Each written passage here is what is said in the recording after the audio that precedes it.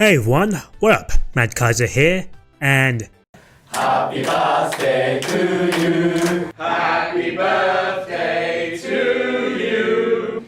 Happy birthday, dear Sonic.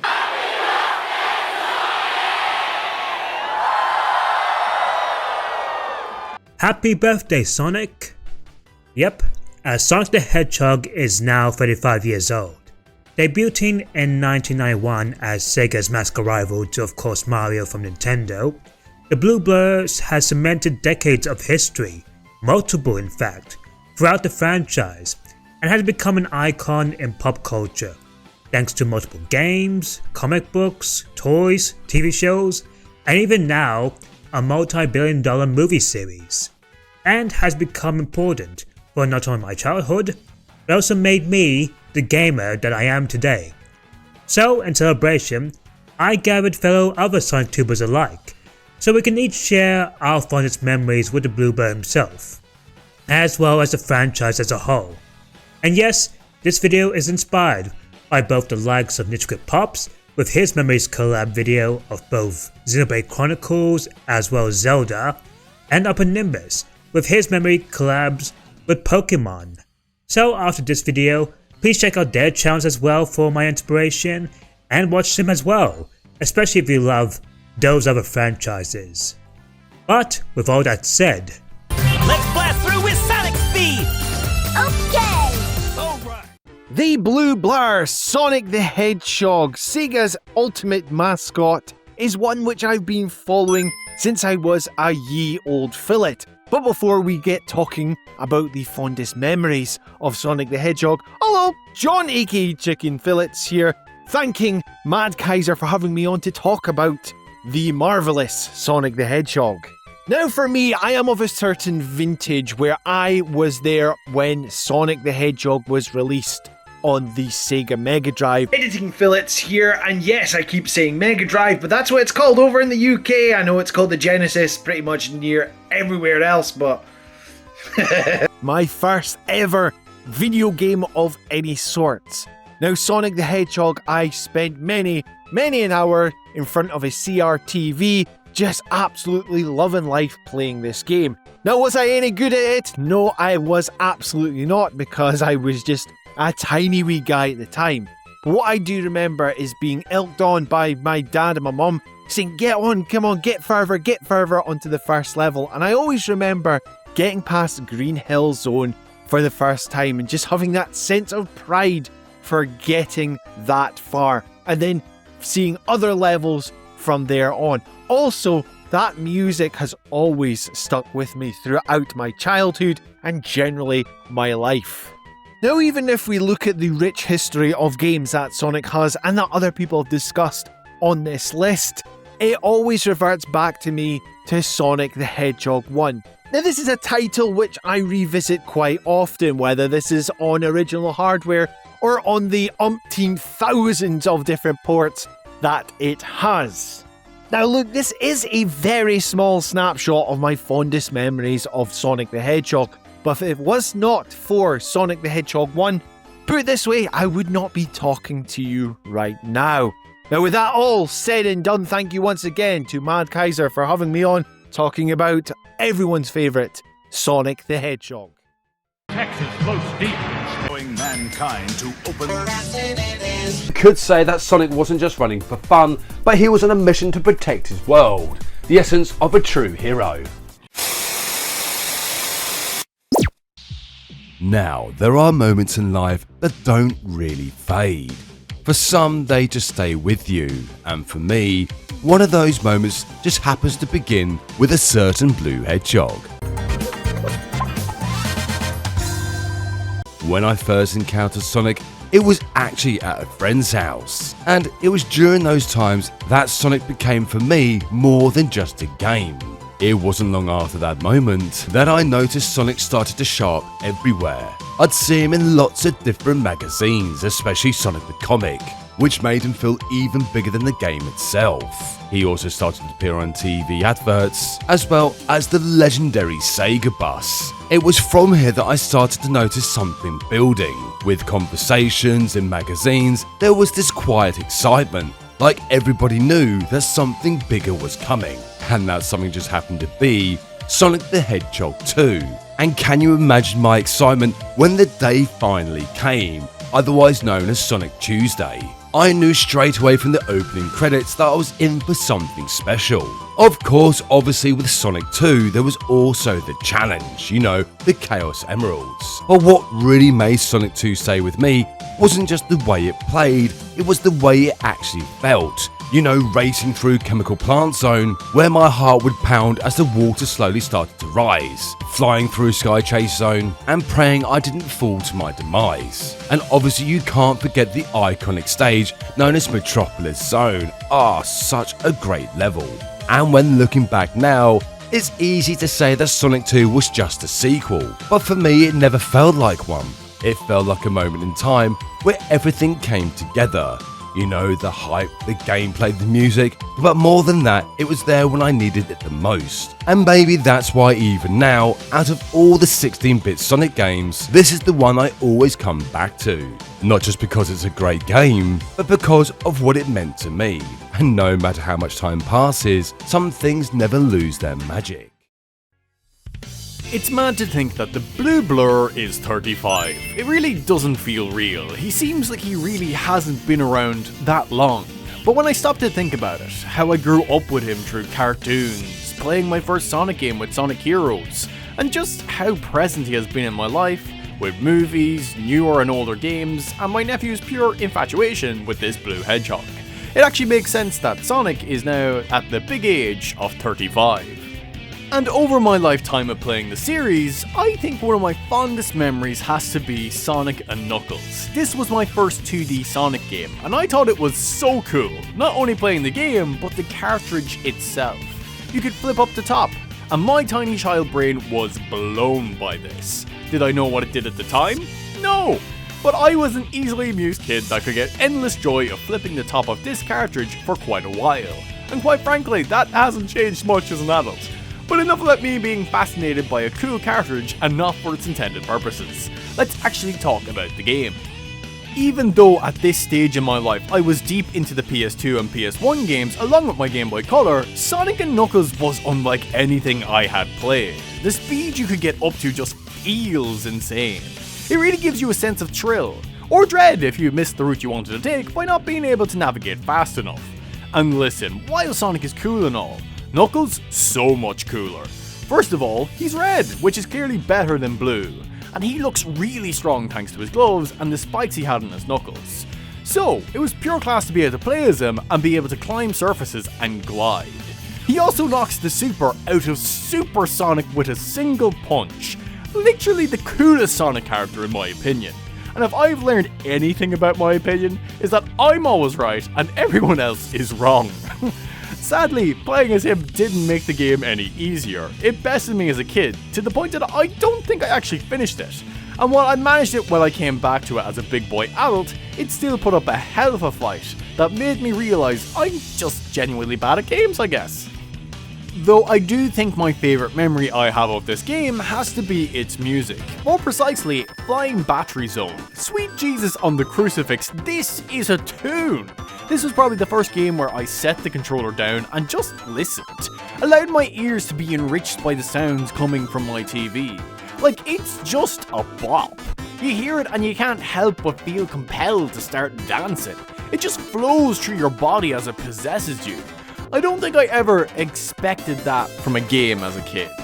And it's one of those memories stuck in my head that stays as a permanent residence. I'd like to thank Mad Kaiser for letting me on to ramble incoherently about Sonic. It's always a joy to talk about games I really adore, and it's always a pleasure to see what others will choose from their memories in videos like this. So until next time, lads and lassies, take her handy. I have a lot of fond memories when it comes down to the good old blue blur Sonic the Hedgehog. As growing up, as someone who was a Nintendo kid back in the day, when Sonic Adventure 2 got ported over to the Nintendo GameCube, that was my first introduction to that good old blue blur. And since then, I became a Sonic fan ever since. Though I wouldn't say Sonic Adventure 2 was that game that made me the certified Sonic fan that I am now. That would be none other than the other game that got ported over to the GameCube, Sonic Adventure DX. Man, this game was awesome. As someone who was a young lad back then, all I saw was Sonic exploring this huge world, different areas to go around like Mystic Ruins, Station Square, the Egg Carrier, and you had all these playable characters from Sonic, Tails, Knuckles, Amy, Big the Cat, and Gamma. I definitely have some fond memories as a kid playing Sonic Adventure, and nowadays I still love this game. Primarily with the Sonic sections, of course. Obviously, there are some things I still kind of like Tails, Knuckles, and Gamma. Not so much was Amy, even though I think she has her own aspects that I do like, and especially not Big the Cat. I go back and replay Sonic Adventure primarily for the Sonic sections, because even though they're a little bit more linear in comparison to something like Sonic 3 and Knuckles, Sonic Adventure's level design does encourage exploration, does encourage using momentum to your advantage. And with how Sonic controls, it's almost close to perfect. Even with future Sonic titles, whether it's Unleashed, Frontiers, or what have you, I just felt that nothing has come close to how Sonic controlled. It's basically been perfect from there and then gone downhill. At least in my opinion. And of course we can't just talk about Sonic the Hedgehog without talking about the music, because, yeah, this is amazing here. For Jun Sono's first major compositions for the mainline Sonic games, I know there's 3D Blast, but technically this is the big foray right here. It is definitely some of the best music out there. Jun Sono definitely knows how to rock it with the guitar. Even the non-guitar compositions are great as well. Jun Sono was definitely perfect for Sonic, unless he's using a SEGA synthesizer. And yes, there's some things that people have issues with, whether it's Big the Cat, or Amy, or maybe Gamma. Some people say half of the game is good. And of course some people love to meme on the voice acting. Yeah, I don't really care all too much. Number one, yeah, voice acting is cheesy. Well, I just play in Japanese. I think the Japanese voice acting is better than English.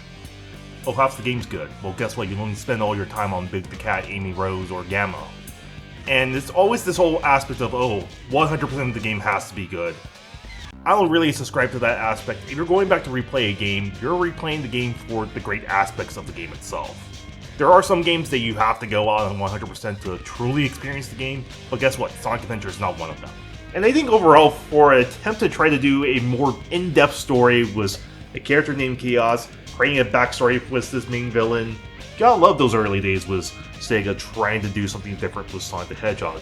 And even now, I always go back and replay Sonic Adventure because it's that comfort food game. It's that game I always think about and say, hey, I want to go back and replay some good old Sonic Adventure. And even though there's been some stumbles like Sonic Forces, I always think back to those good old days where I first played Sonic Adventure or Sonic Adventure 2 and had a blast. Sonic the Hedgehog, a franchise that is very near and dear to my heart. I can't remember when exactly I first got into this franchise. The earliest memory that I have is playing Sonic Heroes. I know at some point I started playing some of the Game Boy Advance games like Sonic Advance 2, Sonic Battle, so I had some Sonic knowledge there. However, my life changed when I got my hands on Sonic Adventure 2. While I owned Sonic Adventure 1 before 2, Sonic Adventure 2 was the first one I beat, and it was instantly the game that made me a massive fan of this franchise. First of all, I was having a lot of fun with the stages. I think easily Sonic and Shadow's portions of these games are phenomenal. Tails and Eggman, they definitely are very clunky. I have no problems with them, but I can definitely see the clunkiness in them. And then Knuckles and Rouge, with how bad the radar system is in this game, I still don't mind playing as them. You can say Adventure 2 grabbed me more than Adventure 1. And I think a part of that has to be because of Shadow's story. I love Shadow as a character. And not only that, seeing the Sonic gang and all that stuff, you know, doing their normal hero saving stuff was also pretty nice too, but easily the highlight of this game was Shadow's backstory. Maria, Gerald Robotnik's backstory. But I wouldn't just say just that. I also want to add the music. The music for Sonic Adventure 2 is easily some of my favorite Sonic music ever created. While Sonic Adventure has a lot of variety with its tracks, I always go back to Adventure 2's rock blasting, hip-hop tracks, and jazzy music. But the key moment where I realized I was a massive fan of the franchise was easily the finale of Sonic Adventure 2 with the fight against the Biolizard. Playing as Shadow, fighting the Biolizard was nice, but then of course, the finale where you get to Final Hazard, and of course you have the Super Sonic and Super Shadow team up to beat up the final boss. But then of course, what adds onto it is Live and Learn playing in the background. That moment right there was the hit. That's what I needed. That is what made me a Sonic fan. It was just nothing but hype. Nothing but blood pumping action. The music, the moment of Sonic and Shadow going super, teaming up, saving the world. It made me realize just how much aura the Sonic games have. And it was what made me a Sonic fan to this day. Ever since then, I basically just bought every single Sonic game. I went back and finished Adventure 1, I love that, Sonic Heroes, and so on and so forth. And I would eventually buy the other Sonic games that came afterwards, like Sonic Rush, Unleashed, etc. But I would have never become a Sonic fan if it wasn't for me experiencing and then beating Sonic Adventure 2 Battle. My GameCube library was very small, and despite it being small, Sonic Adventure 2 just pretty much took over my entire life on that GameCube. I can't even tell you how many times I replayed that game. I went back to replay it just for footage for this video, and I'm very rusty. Very rusty. But it made me happy. It took me back to a time where things were simpler, and it brought me back to those days of me being excited to always go through every single new stage in Sonic Adventure 2. In my opinion, I will always say that Sonic Adventure 2 is the best Sonic game ever created. Looks like I'm back at it again at Matt Kaiser's. Yeah! And when Sonic the Hedgehog's a topic, now you're speaking my language. If any of you guys know me, you know that Sonic the Hedgehog and I have quite the history together. From the very moment I picked up a controller and saw Sonic Heroes on the screen, the amount of iconic memories I've had with this dude during my childhood were nearly endless. In fact, a while ago, I went into all of those memories plus more in a lengthy video talking about what the entire franchise meant to me. To this day, it's one of my most special videos I've ever done. But looking back, the one thing I wish I extended on was the part where I mentioned Flash games. And all 2000s kids out there, you know exactly where I'm going with this. The official games we were getting were already great, but there were times where you didn't always have access to your consoles as a kid. But if you had a decent running computer at home or stopped by a computer lab after school, you were exposed to some of the most dedicated Sonic fan creations on the planet. Any of these websites ring a bell? And the thing that I loved about the internet 20 years ago was how it was basically a playground for every artist's wild imaginations. For a large part of my childhood, I never knew Sonic Advance even existed, but I was always familiar with this sprite of Sonic the Hedgehog, and that was thanks to this game called Sonic Ultimate Flash. For a Flash game that's only 2 zones long, I played the living crap out of this dozens of times as a kid, and since I was never able to buy any of the GBA or DS games, it was always my go-to for experiencing what 2D Sonic games were like at the time. Ultimate Flash is definitely up there as one of my earliest childhood experiences with Flash games, and I'm super happy I got to experience it. Now, for all the Smash Brothers guys, there's only about a 100% chance you guys heard of Super Smash Flash. The name says it all. A fan game that pretty much gives the exact experience of Super Smash Brothers on the browser, but this time opening the doors to third-party characters. 2 years before Super Smash Brothers Brawl, by the way, and even anime characters. Whether you're talking about the original or the sequel, this was a mainstay for so many kids and teenagers to gather up at the computer and duke it out with their favorite character for years. And of course, Sonic the Hedgehog was a huge part of that ordeal, so I definitely had loads of fun. But the one thing I never would have thought I'd stumbled across was a Smash-like game, but completely Sonic the Hedgehog themed. The name Sonic Smash Brothers speaks for itself, and while it doesn't play nearly as good as Super Smash Flash, as a kid I couldn't care less. I used to play this non-stop back then and had a great time, and it had some pretty cool remixes of existing Sonic songs too. And I know there were so many people like me who were big into Sonic OCs and wanted to design their own Sonic character. So if you were around back then, you definitely came across this little gem at least once. As a guy who used to draw a lot, this Sonic character designer meant so much to a kid like me back then, because Yuji Uekawa's art style for the franchise was always so cool and visually attractive. I wish I saved some of the ones I made back then.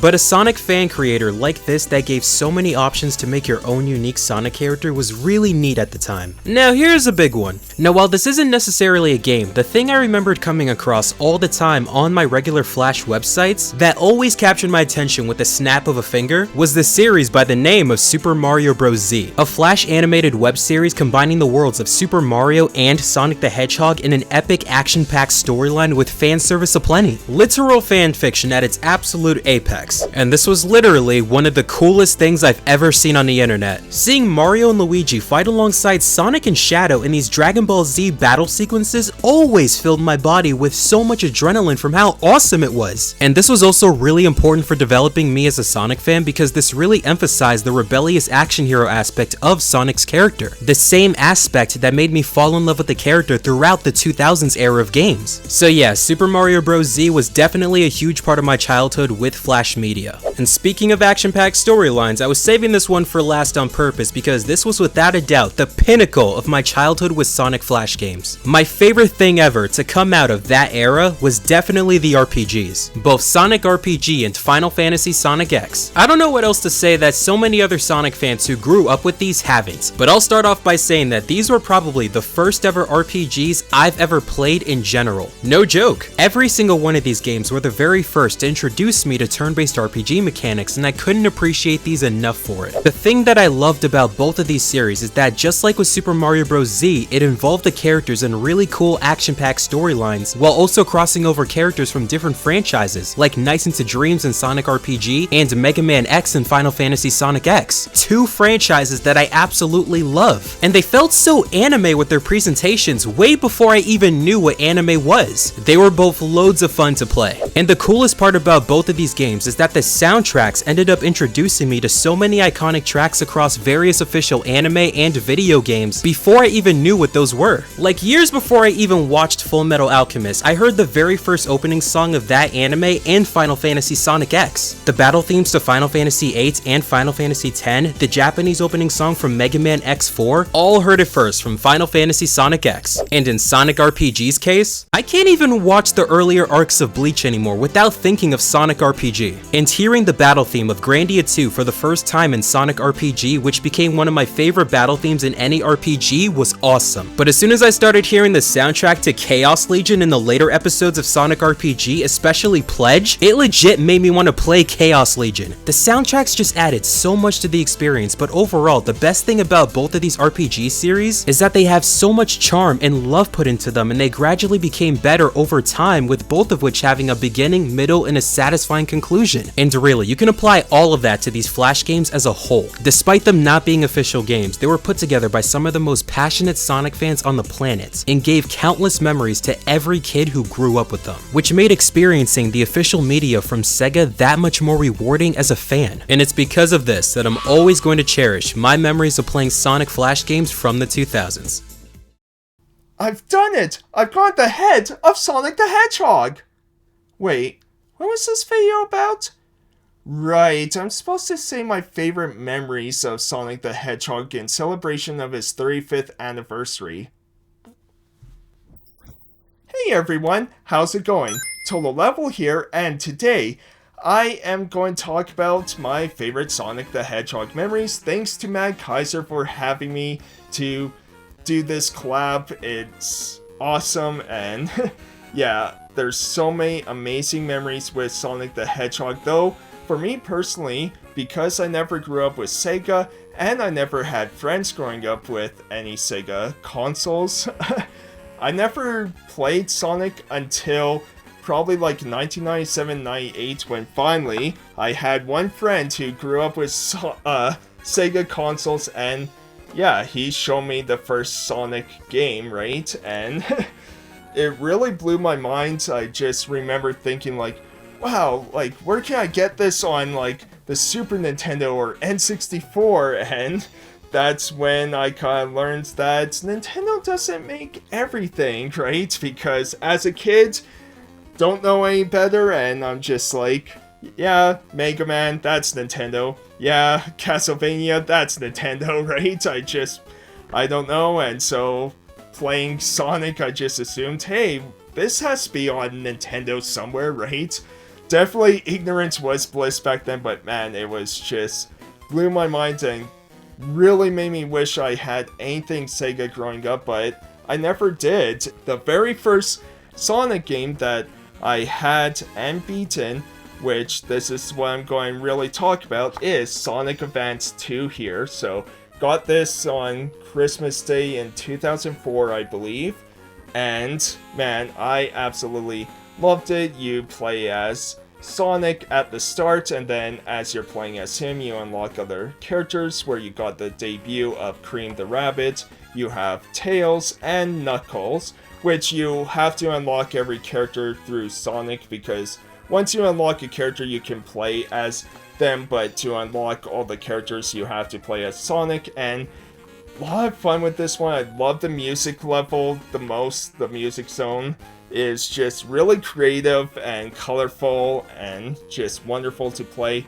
And the game is really difficult, which I kind of appreciate because a lot of Sonic games tend to be pretty easy, I would say, but this one, man, it challenges you a lot, especially once you get to Zone 5 of the Canyon Zone, man. That one is really tough, and it was during that zone where I got frustrated as a kid. I'm just like, how do you beat this? And then finally, I kind of learned at that stage that Sonic has the ability to do these kind of trick moves, right? Where in the air you press R and a certain direction with the D-pad and he'll do a certain move. So if you press up, he gets a little bit of a jump, and yeah, it was just like, okay, that changes everything finally for me. But man, it is so much fun and very tough, especially if you want 100% it, get all the Chaos Emeralds, because in this one you have to get like these medals scattered throughout the stages, and they're pretty tough to get, but I really appreciate it. And you get to connect this game with Sonic Adventure 2 on the GameCube for some extra just kind of mini games with Cream and the Chows, right? So really cool stuff. So yeah, absolutely love this. So many memories. It's the first Sonic game I ever owned, first Sonic game I ever beat. So really happy to talk about this, to share with this, especially since not a lot of people talk about the Sonic Advance series. So really happy to share this with everyone. So once again, thank you to Mad Kaiser for having me. Really appreciate it. Looking forward to everyone else's submissions. And I guess I better return Sonic's head before people might freak out. I don't know.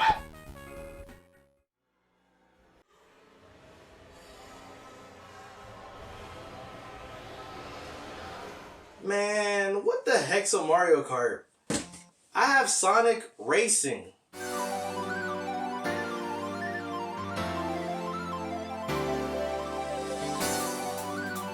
No, not that one.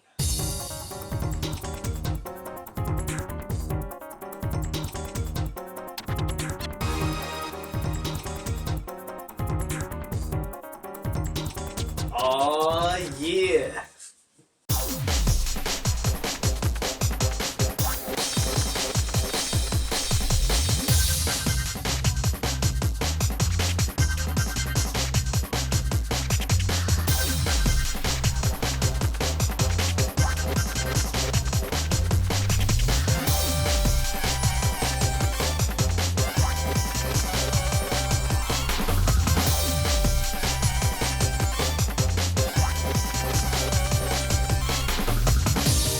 Sonic Riders is a dream come true series for me. As a kid, I often remember playing the Ice Cap stage in Sonic Adventure 1 and City Escape from Sonic Adventure 2 a ton. It was just something about Sonic on a board that felt so right. So in my mind, the game we were playing as Sonic Racing on hoverboards has to be a winner. I remember coming home every single day and going to the Sonic Riders website, who had this like one super low quality video, and watching it over and over every single day after school. And it had fresh visuals, a new rival, a new plot line, and even a soundtrack, I think, to me, honestly, that transcends racing games to this day. And finally, this was a game where racing felt fast. Whether it was getting out of a police chase, riding on a literal rainbow after you jump out of a waterfall, or even breaking through reality itself, this game had it all. This game defined to me what it meant to go even faster, breaking the rules of nature and even the laws of gravity, which is what the next game following it took to another level. Sonic Riders Zero Gravity, the sequel, even had you bending gravity to your whims, allowing you to make like turns and doing actions that I've never seen done since that time. And to me, it's just the sheer scale of it, measuring up to each and every expectation that I had as a kid of what a Sonic racing game should be, and even pushing some of those ideas even further along. And even for its shortcomings, I cannot say Sonic Free Riders has bad stages. And I think with the magic of a controller, that game even proves in that same Sonic Riders experience that even without wings, you can still fly. Hey, hey, hey! Misho here, a digital artist and video game hype girl. I play mostly JRPGs and Sonic and draw fan arts of them. Pretty cool, huh? I'm so happy to be on MattKaiser's channel. Yay! Thank you for having me, mates. It's great being with all these cool people sending love to our Blue Blur for his 35th anniversary. I can't wait to hear what everyone has to say about their fondest memories with R the Hedgehog. And for that, let's take you back in time to when I was little. My childhood was entirely shaped around Sonic and Kingdom Hearts, so my fondest memories happen to be around these two series. I've loved Sonic ever since I was a chibi, and thanks to not spending a lot of time online back then, I got to enjoy the series without the toxicity we see nowadays. Now, I'm not the best gamer out there, I suck, unless it's Heroes or Riders. So back then, I relied on my younger brother, who is way better than me, on finishing this game specifically when we were kids. We got Unleashed on the PlayStation 2 because that was the only system we had back then. Now I'm not gonna talk about how peak the gameplay was, or me running back at Amy every time I leave her for like 10 minutes. So when we first booted the game, it was like stepping to a new era for Sonic, and one of the most memorable moments in our childhood was that cinematic intro. Our jobs dropped to the floor. It was like the coolest thing we've ever seen, and that made me beg for a Sonic movie with that level of peak cinema. Well, guess what, young Misho? We watched that intro religiously, probably like a gazillion times, and every time we had the exact same reaction, just utterly wow. You see, I love Sonic and I hate seeing him get hurt, so when Eggy electrocuted him, boy, I was furious. I was a pure kid and hating someone that much meant something. But then he gave me Fluffy Sonic, so who am I to complain? Seeing Werehog Sonic and Dark Gaia for the first time is a core memory I'll never forget. I was shocked, I was sad, confused, and hyped all at once. Now, moving to the future. I played and finished Unleashed last year for the very first time, on my own, thanks to the recompiled version, and I've loved it even more. Now, being a JRPG addict, and since I love exploring, I really enjoyed the world. This game kind of felt like a JRPG somehow, and the short clips they released for Sonic and Chip's adventures around the world made me really want to do that and travel the world with my friends and bond over even more. And can I say that I became addicted to soft serve and plain dark chocolate bars because of Chip? Yeah, that I did. And if you were to tell me that if I ever went to Greece and didn't find the chocolate chip cream sundae supreme stall there, I'm gonna be so pissed. The final chapter of Unleashed really stood out as my favorite scenes ever. And what really stuck with me as a kid was Sonic and Chip's friendship, as I said, as well as Amy's outstanding trust in Sonic here. I know Amy wasn't given that much screen time, but seeing her support for Sonic throughout the game always gave me a boost of energy as if I had a chili dog and went on a run afterwards. The conversation that Chip and Sonic had was so emotional. And that ending when Sonic wears a bracelet and stares into the horizon with Dear My Friend playing during the end credits. Oh my god, I literally cannot watch that ending without crying. It was an eternal, distant promise. So, Sonic's turned 35 this year, huh? You're still going strong after all these years, aren't you, Blue Blur? Sonic has been a part of my life ever since my siblings and I played Sonic 1 in the SEGA Smash Pack on the Dreamcast. Other favorites like Ultra Beast and Vector Man were also on there as well, but out of all those games, we always came back to Sonic. From Sonic 1 to SatAM to Underground to X and to any game in between like Heroes and Riders, there was always something about Sonic that always made me come back to him, whether it's his friends or the music from the games. One thing was always certain, and it was that Sonic was simply cool. And what made him even cooler to me is that he was given a sword 19 years later in his career in the Wii exclusive title Sonic and the Black Knight.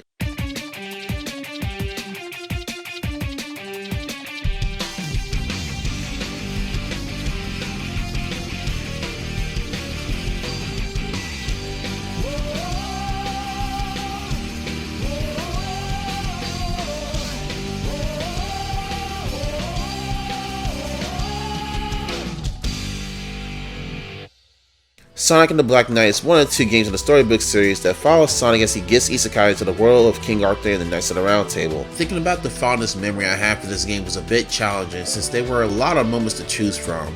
The gameplay is fun to me to this day, the cutscenes age like fine wine, and the boss encounters with King Arthur and the Knights all feel unique on how you approach them. Hell, the song slap, do I need to say anymore? I believe that the fondest memory I have for this game is how Sonic is written. He was summoned into another storybook world only to be told that he will be deemed the worst of knights, a slayer of kings. And how does Sonic respond to that? Guess I can't be the hero every time. He even says the same thing to Merlina when she criticizes Sonic for stopping her from wanting to save her dying world and make it eternal. But Sonic defeats her with good intentions, as making the world eternal will not only halt the cycle of life, but it will just be born to live in, which Sonic didn't roll with that whatsoever. Sonic shares valuable insight and wisdom with Merlina, as he knows that she's scared of her world having an ending. So how does Sonic console her? Every world has its end. I know that's kinda sad, but that's why we gotta live life to the fullest in the time we have. At least, that's what I figure.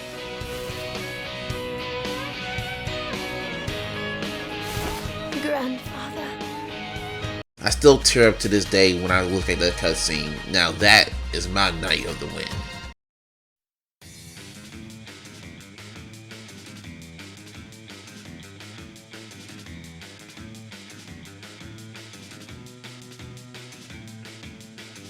My first main introduction to the Sonic series was Sonic Colors for the Wii. If I remember correctly, I got this game around Christmas of 2010, and I was hooked immediately. At the time, I was really only familiar with Mario games. Literally, that's it. I played New Super Mario Bros. Wii, Mario Party 8, Mario Kart Wii, and Super Mario Galaxy. Those were quite literally some of the only games I played at the time. When it comes to Sonic, I was a little familiar with Sonic as a character. At the time, I saw Sonic-themed arcade machines at local arcades, and got into watching the Sonic X anime. But Colors was the first Sonic game I played, and it was the main thing that got me into the series. To this day, I still think Colors on the Wii is a fantastic game. Not without flaws, of course. I think there are a couple of things that haven't aged the best. You know, things like the writing and the story are pretty subpar in comparison to other Sonic games at the time. But when it comes to literally anything else, the gameplay, the music, the environments, the level design,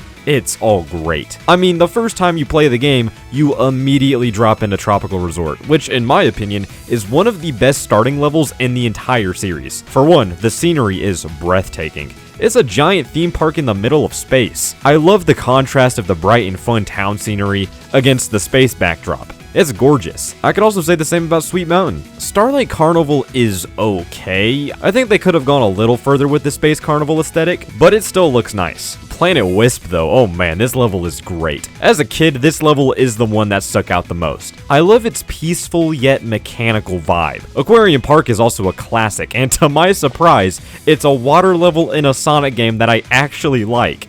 That's gotta be a first. I can't lie, I wasn't always a fan of Asteroid Coaster, but it did grow on me over time. But when it comes to things like the level design and the general gameplay, I think this game gets too much flack, honestly. Sure, it could be a little better, and yeah, there is a little too much 2D as opposed to 3D level design, but all of these levels are still a blast to run through. Control-wise, Sonic feels great to control. Colors gets rid of that stiffness that Unleashed had. The Wisps are also pretty fun. Sure, you got a couple of stinkers, like I'm sure no one really likes Cube, but the rest are great. I always appreciated that added level variety they brought. So yeah, Sonic Colors Wii is still a great game, and without it, I probably wouldn't be the big Sonic fan I am today. It is funny thinking about what would have happened if my first Sonic game were one of the bad ones. Heck, I probably would have grown up just being a Mario guy, but thankfully, Colors opened the door for me to check out more Sonic games. As a growing lad, I remember being absolutely enthralled with the Sonic Generations demo. It was limited time it released for Sonic's birthday, and at the time the concept of revisiting Green Hill Zone, but like a refreshed version of it, was amazing. And then knowing we were going to get like a similar style to Sonic Unleashed, which I absolutely loved, it was just the best. Sonic Generations was the very first game I bought a collector's edition of.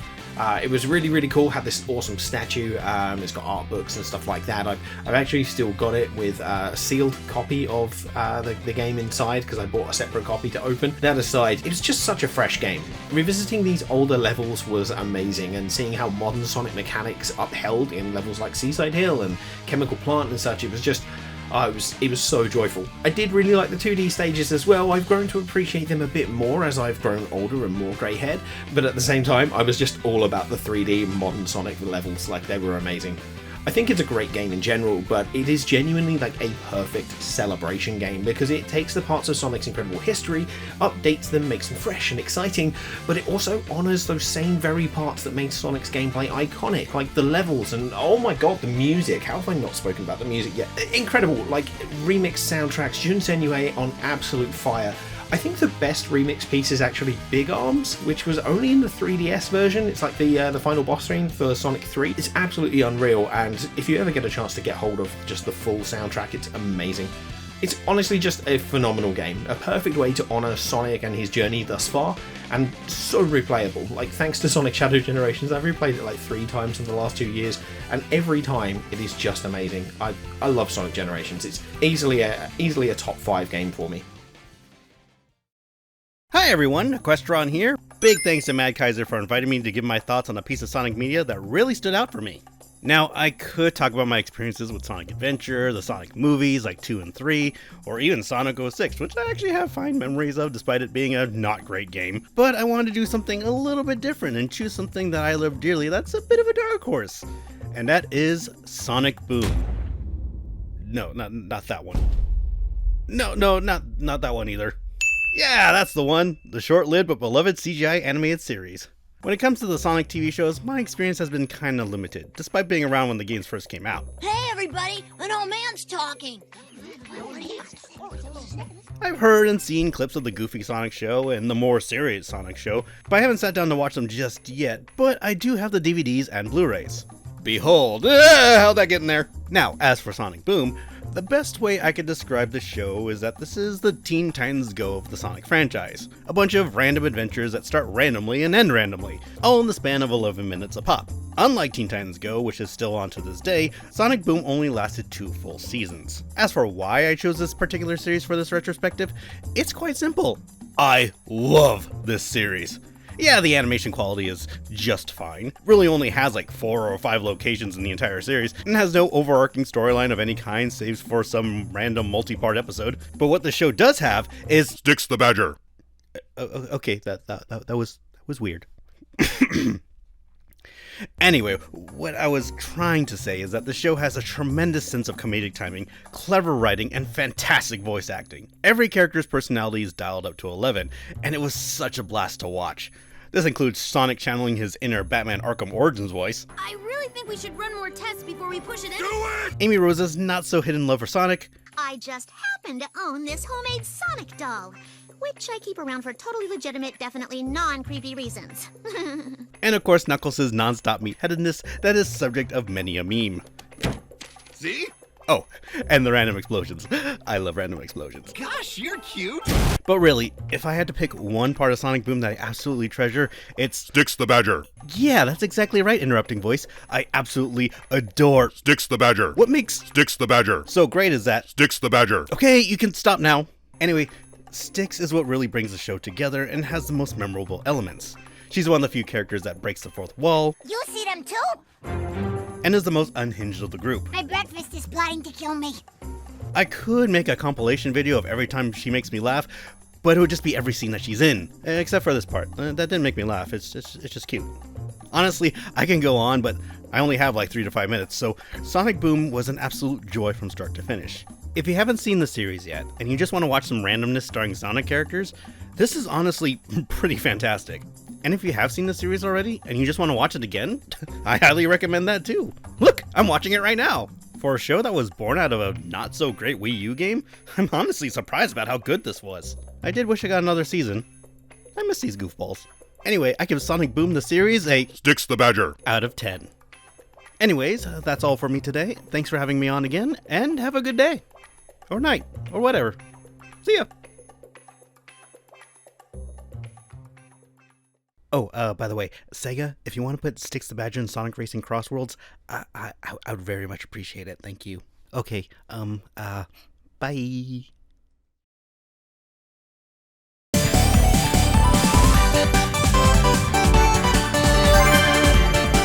Sonic Mania. I mean, what more is there to say about this game that hasn't already been said? The sprite work, spectacular. The music, it would have made Beethoven cry. And the gameplay, oh my gosh, the gameplay. Never before has Sonic felt so great to play in 2D. Alongside Tails, Knuckles, and even the returning Mighty and Ray feel excellent with their new gameplay styles. But like I said before, this same thing has been said by thousands of people, so what new topic do I have to add to the conversation? Well, none of these people have played this game through my eyes. Nobody knows how this game makes me feel. So let's talk about my history with this beloved title. We're gonna need to go back in time though, all the way back to the start of 2018. My twin brother and I were 15 when we were getting ready to pack up with the rest of my family and live in another country for a whole month while going through the process of adopting some of my siblings. After wanting to pick up a Nintendo Switch for a while, we finally convinced our parents to let us buy the console and also a couple of games with the money that we had. There are 2 games I remember buying, those being Super Mario Odyssey, and the topic for today, Sonic Mania. Now up to this point, I had never really beaten, much less played a 2D Sonic game. I had Sonic Mega Collection for my GameCube, so I'd run through Green Hill Zone a couple of times, but that was about it. I don't even think I knew about any other games that came bundled with Sonic Adventure DX Director's Cut, but when I played Mania, something changed. Suddenly, I was thrown into this world of bright colors and amazing soundtrack, and while the story was nonsensical, I didn't even know that half these zones were in other Sonic games. I remember seeing Oil Ocean in Sonic 2 years later, and I was surprised to find out it didn't actually originate in Sonic Mania. For some context with my history with Sonic at the time, I've been playing Sonic Adventure 2 practically since I could talk, and while I had Adventure 1, I wasn't a huge fan of it at the time. Aside from that, my only knowledge of Sonic was watching old Psycho Plays videos of him playing through Sonic 06 and Cobra Mighty 456 playing through Sonic and the Secret Rings. So when I was introduced to this new game that was not only good, but really good, needless to say I was excited. Anyways, getting back to the story at hand, with the many long flights and car rides we had to take during that time in my life, while my family was napping or listening to music or driving the car, I was in the back seat playing Sonic Mania. I even still have my original Switch with all its old save files on it. I played this game religiously, wanting to find every secret and do everything this game had to offer, which is made obvious by the fact that I have all the Chaos Emeralds as every character and most, if not all, the gold medals for the bonus stages. Now, while I have gotten older, I have started to notice some cracks in the game's design, like reusing old zones and the stories being very convoluted, with the characters being thrown through time and space at every opportunity possible, it seems. But I don't really care. No matter how many people discredit Sonic Mania, saying it's a bad game or some other kind of criticism towards it, I just simply don't care. Sonic Mania is the game that made me fall in love with this franchise and made me want to play even more Sonic games. I picked up Forces when it released and enjoyed it for what it was. I remember as soon as I got a better PC, I picked up Generations and then Heroes for my GameCube, and I loved my time with both. All this to say, Sonic Mania will always hold a special place in my heart, and if you haven't played it in a while, I encourage you to go pick up a controller and just run through this game another time. Really take in the dancing flowers of Green Hill Zone, the light show in Stardust Speedway Zone, the movie set that is Studiopolis Zone, and even the menacing robots staring you down as you run through Titanic Monarch Zone. It's one of my favorite games of all time, and I hope you can learn to love it almost as much as I do. Hello Mad Kaiser fans, it's MattTGM. You may remember me from a video some time ago when I declared my undying love for Urza Scarlet. Not much has changed since then. My experience with the Sonic franchise has been unconventional to say the least. I mean, I played my first Sonic game in 2017 and it was Sonic Forces. Yes, that Sonic Forces, and I actually really liked it at the time. I mean, I was only 15 and Shadow and Infinite spoke to my inner edgelord, leave me alone, I was young. But, like all young people, I grew up. I recovered, just in time to play Sonic Frontiers in 2024, which is a very unique Sonic game. It was a big breath of fresh air for the franchise right when it needed it most. Containing an open world, an actual melee combat system, and a completely different style of game progression to all the games in the series that came before it, Frontiers was a gamble of sorts, one which thankfully paid off. I've found a perfectly simple way to describe my thoughts on Sonic Frontiers. The game is, for the most part, fine, perfectly acceptable. The open world is decent for a first attempt, the cyberspace levels are okay but awful compared to the ones in Generations, the collectible aspects are all fine, and the combat system is good for the first attempt that it is. Looking at it through that lens, you'd wonder why it's my favourite Sonic game, compared to the much higher general quality of Sonic X Shadow Generations. And that's because the highs of Sonic Frontiers, the music and the boss fights, are so damn good that they carry this game by themselves. Giganto, the Wyvern, the Knight and Supreme are spectacular battles, pitting Super Sonic against these towering titans with utterly incredible music in the background. The spectacle they bring, as well as fair levels of challenge without being frustrating, makes these the best boss fights in the Sonic series quite handily, and they are the reason that I, and many others, play this game in the first place. The Final Horizon DLC takes this even further with the battle against the End and Supreme together, harnessing Super Sonic 2 in the most engaging battle in the game. That being said, from the same DLC, the tower climbing and Master Coco's final trial can get bent. That trial made me hate Wyvern. Thanks, game. But seriously, Sonic Frontiers is fantastic, so different to anything that came before it, yet it does it so well, containing some of the highest highs I've ever had in gaming, and that's why it's my favourite Sonic game. And also because it doesn't make me collect stupid rocket parts. What beautiful memories everyone has shared. It honestly has made me grateful on how much Sonic has changed us all. But with that said, we have one last memory to share, which is mine. And so, to truly cherish it, let me set the stage with you with these two picks.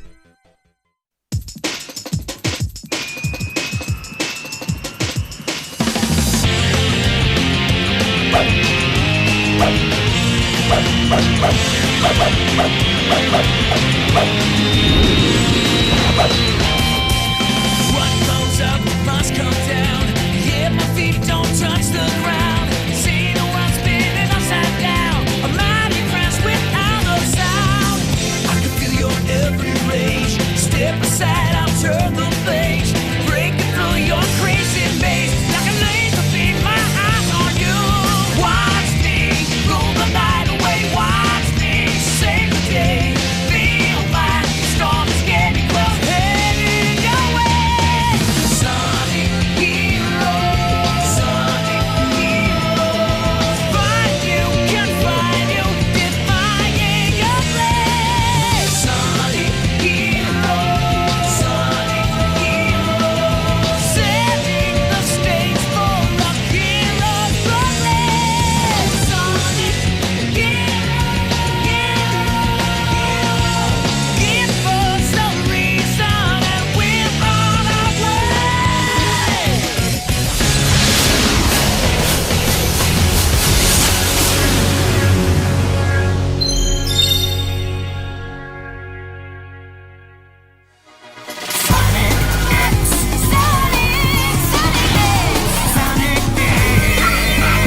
Yep, these two in particular really shaped me as a Sonic fan. Now while my first foray into Sonic was of course with Sonic 2 on the Sega Genesis, Sonic Heroes and Sonic X were the ones that made me a true fan, with these two being gifts for my 6th birthday with an original Xbox copy of Sonic Heroes and Volume 1 of the Sonic X anime, which contained the first 3 episodes, as well as also being a tie-in to Sonic Heroes itself. Now regarding Heroes, it gave me the absolute joy and fun of controlling a large cast of characters, like of course with Sonic, Tails and Knuckles, but also with characters I never seen before, like Shadow, Rouge and a robot. Count me in, guys! As well as another hedgehog with Amy, this adorable Cream the Rabbit, and Joyful Big the Cat, as well as these cool chaotic detectives. And we're playing through overall just 3 levels that I think have aged mostly well, especially in terms of art direction, with Seaside Hill, Grand Metropolis, Frog Forest, Egg Fleet being just absolutely stunning. And I even enjoyed the gameplay as well as the banging soundtrack, especially both the stage themes and the themes of each team, especially Team Dark and Chaotix, that just go absolutely hard. And as for Sonic X, it was actually a nice treat of seeing essentially this cool Sonic cartoon with Sonic and Co being animated well, and packing in a killer first episode. And watching the 3rd episode made me craving for more. Now, while my thoughts on both things have changed in some ways, I'll still never forget the huge exposure they gave me regarding Sonic. So no matter what, I will always cherish them for making me a fan. And thus, we reached the goal ring of this collab. A huge thanks to the amazing creators I got to work to share their FONDEST memories. They're absolutely amazing people, and please check out their YouTube channels as they also make great content. I'll have their names in the description down below. But with that said, let me know also down in the comments if you have a memory of Sonic yourself that's worth cherishing and talking about.